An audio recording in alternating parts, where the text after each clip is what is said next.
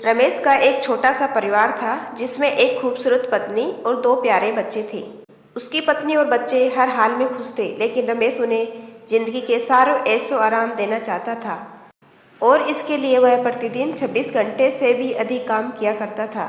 दिन भर ऑफिस में काम करने के साथ साथ वह सुबह और शाम ट्यूशन सेंटर में ट्यूशन भी पढ़ाया करता था। वह सुबह सुबह घर से निकल जाता और आधी रात के बाद घर लौटता था। बच्चों के लिए उसका चेहरा देखना मुहाल था, क्योंकि सुबह सवेरे उसके घर से निकलते समय बच्चे सोते रहते और देर रात घर में कदम रखने से पहले ही सो चुके होते।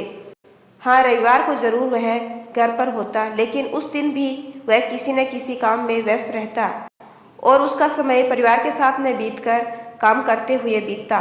परिवार उसके साथ क्वालिटी टाइम बिताने का बस इंतजार करता रह जाता।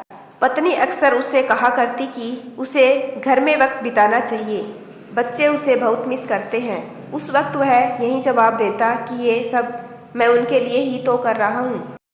बढ़ते घरेलू खर्च और स्कूल खर्च के लिए मेरा ज़्यादा काम करना जरूरी है। मैं उन्हें एक अच्छी जिंदगी देना चाहता हूँ। रमेश की यह दिनचर्या वर्षों जारी रही। वह यूं ही परिवार को अनदेखा कर कड़ी मेहनत करता रहा। उसका प्रतिफल भी उसे मिला। उसे पदोन्नति प्राप्त हुई, आकर्षक वेतन मिलने लगा। परिवार अब बड़े घर में रहने लगा। खाने पीने और अन्य सुविधाओं का उन्हें कोई कमी न रह गई।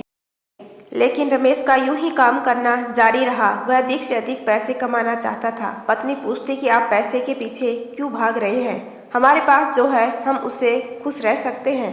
तो उसका जवाब होता कि मैं तुम्हें और बच्चों को दुनिया जहाँ की खुशियाँ देना चाहता हूँ। बस कुछ साल और मुझे मेहनत करने दो। पत्नी चुप हो जाती। 2 साल और बीते। इन 2 सालों में रमेश बमुश्किल अपने परिवार के साथ समय बिता पाया। बच्चे अपने पिता को देखने, उससे बातें करने तरस गए। इस बीच एक दिन रमेश की किस्मत खुल गई। उसके दोस्त ने उसे अपने व्यवसाय में हिस्सेदारी की पेशकश की और इस तरह रमेश एक व्यवसायी बन गया। व्यवसाय अच्छा निकला और रमेश को पैसे की कोई कमी नहीं रह गई थी। उसका परिवार अब शहर के सबसे अमीर परिवारों में से एक था। उनके पास सभी सुख सुविधाएं और विलासिता थी, लेकिन अपने बच्चों से मिलने का समय उसके पास अब भी नहीं था। अब तो वह बमुश्किल घर पर ही रह पाता। उसका अधिकांश समय घर से दूर बिजनेस टूर में बीतता। साल गुजरने के बाद उसके बच्चे बड़े हो गए। अब वे किशोरावस्था में पहुंच गए थे।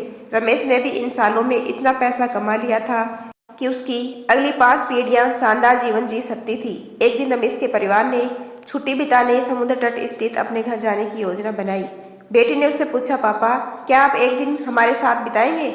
रमेश ने जवाब दिया, हाँ जरूर, कल तुम लोग जाओ, मैं कुछ काम निपटाकर 2 दिन में वहां पहुंचता हूँ। उसके बाद का मेरा पूरा समय तुम लोगों का है। पूरा परिवार बहुत खुश हो गया।